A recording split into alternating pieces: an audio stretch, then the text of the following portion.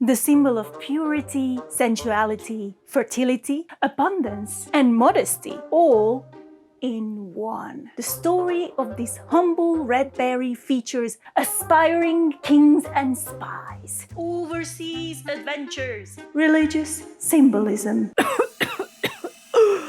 and toxic gases. Oh, did I say berry? Well, it's actually not. So then, what is it?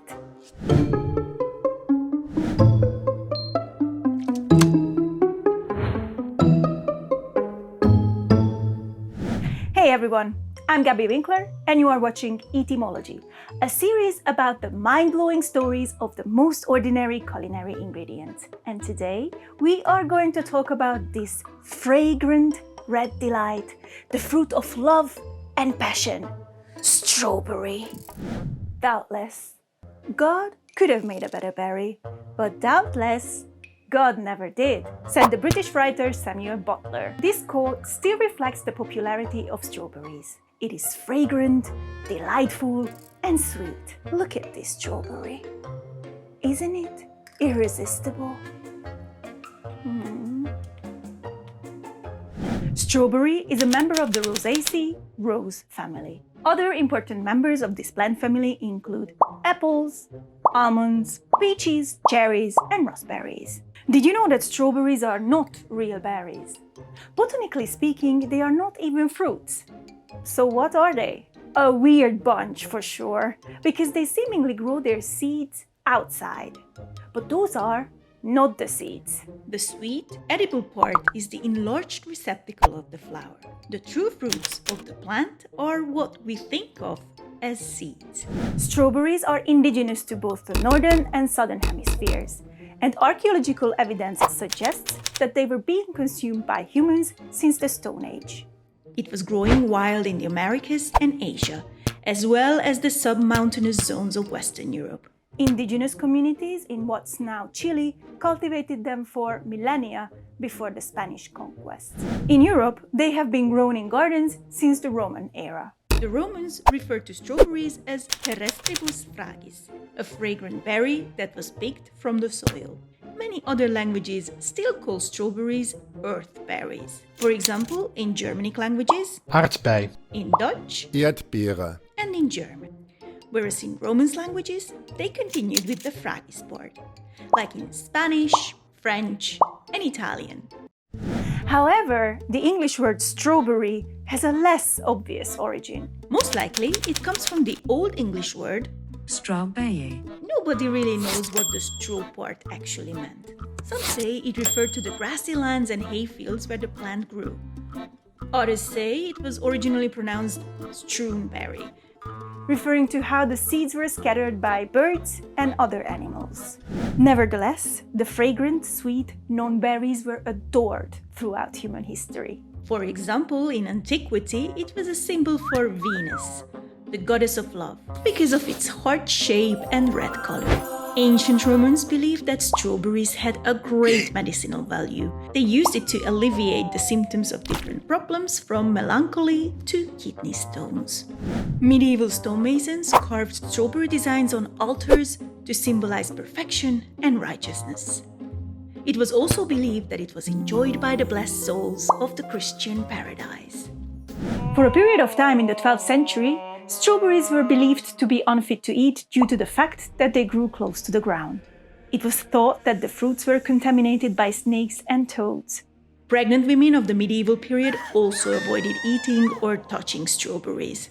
They feared their babies would be born with strawberry-shaped birthmarks.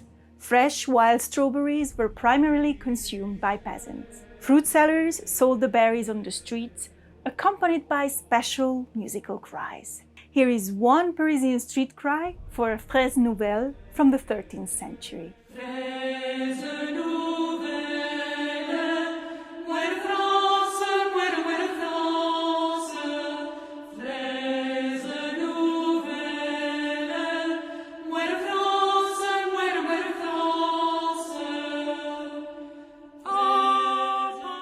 I guess it didn't sound this pretty at the time, but it is cool that we still have it.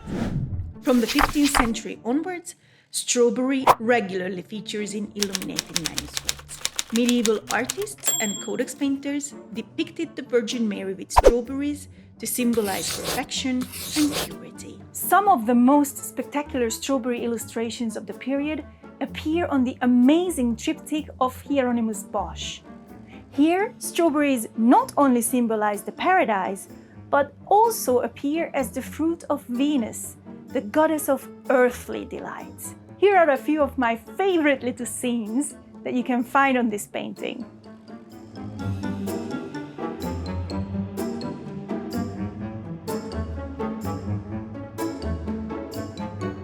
European strawberry cultivation began in France in the 1300s, and soon it became the noble's most adored fruit. During the Renaissance era, English ladies had grown very fond of strawberries, especially strawberries served with cream. This combination goes back to 1509 when Thomas Wolsey, King Henry VIII's right hand, served this dish at a banquet. Did you know that British ladies still adore that specific combination? Well, not just ladies. Probably you have heard about the strawberry and cream craze at the Wimbledon tennis championship. Well, 2 days to go to Wimbledon. Game, set, tantrum, match, and how about some strawberries? Fans at Wimbledon gobble up a staggering 1.5 tons of strawberries a day. Just imagine that.